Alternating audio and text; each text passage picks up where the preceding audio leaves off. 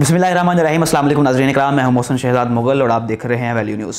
नाज़रीन इकराम, इस वक्त की सबसे बड़ी खबर के तरीके लबैक पाकिस्तान ने दोबारा से सड़कों पर निकलने का अंदिया दे दिया है। नाज़रीन इकराम, मुल्क पाकिस्तान की मजमूई सियासी सूरत हाल इस वक्त आपके सामने है। सूरत हाल इंतहाई गंभीर है। इस वक्त अपोजिशन हुकूमत की जानिब वार कर रही है और हुकूमत अपोजिशन की जानिब वार करती नज़र आ रही है। और दूसरी जानिब जो सुप्रीम कोर्ट का फैसला है उस पर पूरे पाकिस्तान की नज़रें जमी हुई हैं, जो कि फ़ैसला भी आ चुका है। उस फैसले पर बात करेंगे तफसील से एक दूसरी वीडियो में। लेकिन इस वक्त सियासी हालात बड़ी बिगाड़ की तरफ जाते नज़र आ रहे हैं और इसी गंभीर सूरत हाल में मुख्तलिफ सियासी जमातें जो हैं और मजहबी जमातें अपना मौक़िफ़ दे रही हैं और अपने आप को एक्टिव करने की कोशिश कर रही हैं, क्योंकि अगले 3 माह के अंदर अंदर मुल्क पाकिस्तान में इलेक्शन होने जा रहे हैं और लोग अपना लहे अमल पेश कर रहे हैं। हर बंदा अपनी जो है तहरीक का बयानिया लेकर निकल रहा है। इस दौरान इस वक्त पाकिस्तान की जो मारूफ व मकबूल सियासी जमात है तहरीक लबैक पाकिस्तान, उसका बयान सामने आया। उसके सरबराह ने बयान दिया कि अगर पाकिस्तान में आइन शिकनी हुई, अगर आइन को तोड़ा गया तो उसका रद्द-ए-अमल हम फैज़ाबाद की सूरत में देंगे। जी हाँ नाज़रीन इकराम, तहरीक लबैक पाकिस्तान के अमीर सरबराह हाफ़िज़ साद हुसैन रिजवी का बिल्कुल ताज़ा बयान अभी सामने आया है। उन्होंने कहा कि जिन लोगों ने आइन पाकिस्तान के साथ जो है वो गद्दारी की है, जिन्होंने आइन शिकनी की है, उनको ये हम इतलात देना चाहते हैं कि हम इसका जो रद्द-ए-अमल है वो फैज़ाबाद की सूरत में देंगे। फैज़ाबाद की सूरत से मुराद ये है कि वो धरना देंगे। तहरीक लबैक की सियासत में शुरू से फैज़ाबाद का बड़ा संग मील रहा है, बड़ा उनका किरदार रहा है।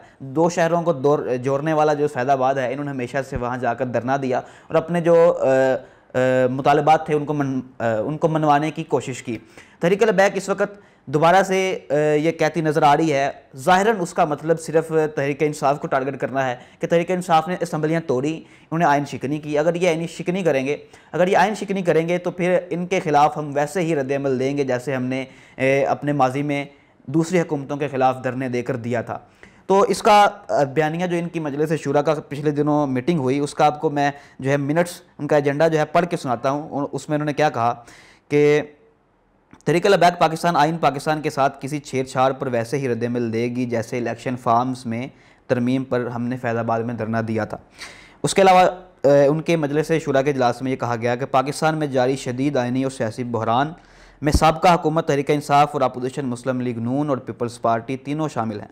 इनके हाथ हमारे लहू से रंगे हुए हैं। मुकाफ़ात अमल है कि फ़िरौन के लहजे में बोलने वाले आज भागते फिर रहे हैं। तहरीक लबैक पाकिस्तान को इस आइन की समारात से हमेशा महरूम रखा गया।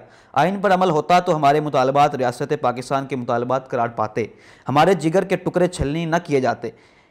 सदारती निज़ाम के शोशे के पीछे भी कादियानी और इस्लाम दुश्मन लाबी ही सरगर्म अमल है। नाज़रीन इकराम, ये तो एक सियासी बयानात हैं काफ़ी सारे। तहरीक लबैक जो है इस वक्त जो सदारती निज़ाम की इस वक्त अफवाह फैली हुई है पाकिस्तान में, उसको भी वो कादियानियों के साथ जोड़ रही है कि ये कादियानियों की अफवाह है और कादियानी ही इसके पीछे है। इस पर एक तफसील वीडियो हम करेंगे, इस पर भी अलग मौजू है। लेकिन तहरीक लबैक इस वक्त जो है वो ज़ाहिरी तौर पर तहरीक इंसाफ को धमका रही है और अपोजिशन का साथ देते हुए नज़र आ रही है। अब इसमें जो असम्बलियाँ तोड़ी गई, उसके बाद बहुत सारी सियासी जमातों ने कहा गया कि जमहूरियत का कत्ल किया गया है, जमहूरियत का खून किया गया है। तो इसके बाद तहरीक लबैक भी उसी सफ़ में शामिल हो गई कि अगर आइन शिकनी की गई तो हम जो है इसका एहतसाब आपसे करेंगे और ये हम फैज़ाबाद की सूरत में करेंगे। और दूसरी जानब जो PTI के कारकुनान हैं या उनके लीडरान हैं या उनके सियासी वर्कर्स हैं, उनका ये दावा है कि तहरीक जो है लबैक पाकिस्तान ये बेसिकली मुस्लिम लीग नून की ही एक बनाई हुई जमात है। जैसे कि पिछले हम 7-8 महीने पीछे चले जाएं तो बड़े मारूफ तज्ज़ियाकार हैं मोहतरम जो हैं जनरल अमजद शुएब साहब, उन्होंने कहा कि ये तहरीक लबैक जो है इसको पंजाब में ताहिरुल कादरी की जो तंजीम थी उस वक़्त साना माल्टन हुआ था 2014 में, तो उसको दबाने के लिए, उसको चूँकि बहुत अरूज मिल गया था, उसको दबाने के लिए जो है पंजाब में मुस्लिम लीग नून ने ये मजहबी जमात खड़ी की ताकि उसका जो ज़ोर है वो टूट जाए। और उसके बाद वही उनके ख़िलाफ़ निकली। इसको बनाया भी नून लीग ने, लेकिन नून लीग को इसका नुकसान भी उठाना पड़ा क्योंकि उनके खिलाफ उन्होंने धरने दिए। तो आज PTI भी वही बात करती नज़र आ रही है कि ये जो है ये एक मुस्लिम लीग नून की ही जमात है, ये उनका साथ ही देगी। और ये बातें वो कर रहे हैं, वो इस तरह के दावे कर रहे हैं कि ये उनका, चूँकि उनकी जमात है, उनकी बनाई हुई जमात है, उनकी फंडिंग से ये जमात बनी थी। PTI को तो ये जितने वज़रा हैं इस वक्त, अभी तो वो सारे साबिक हो चुके हैं, लेकिन फवाद चौधरी साहब सर फहरिस्त हैं। वो तहरीक लबैक के हवाले से कहते रहे कि इनको बैरूनी फंडिंग होती है, इनको ईरान से फंडिंग होती है, इनको सऊदीया से फंडिंग होती है। तो वो इस तरह के बयान पहले से देते रहे। यानी तहरीक इंसाफ का हमेशा से तहरीक लबैक के साथ जो है तल्लुकात गर्मी का शिकार रहे हैं और तल्लुकात ख़राब रहे हैं। तो अभी भी यही सूरत हाल है। इस वक्त तहरीक लबैक ने तहरीक इंसाफ के खिलाफ जो है बयान जारी कर दिया है कि आइन शिकनी को हम बर्दाश्त नहीं करेंगे, इसका हम भरपूर रद्दअमल देंगे। इसी वजह से आगे से तहरीक इंसाफ जो है वो भी तहरीक लबैक को नून लीग के साथ जोड़ते हुए ये कह रही है कि उनकी जमात है इसलिए उनका साथ देगी।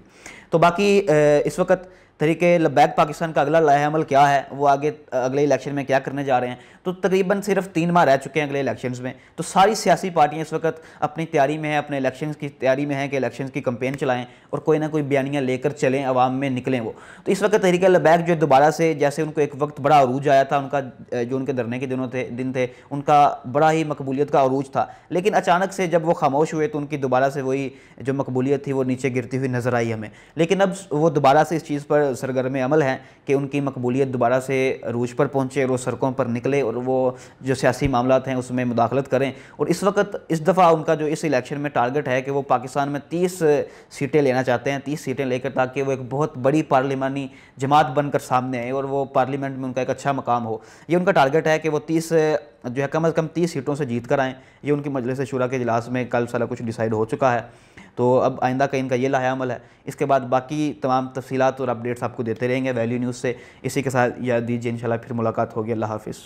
वैल्यू न्यूज़ की वीडियोस देखने के लिए हमारा यूट्यूब चैनल सब्सक्राइब कीजिए, साथ ही साथ बेल के आइकन पर भी क्लिक कीजिए ताकि आप हमारी आने वाली तमाम मालूमाती वीडियो से बाखबर रह सकें।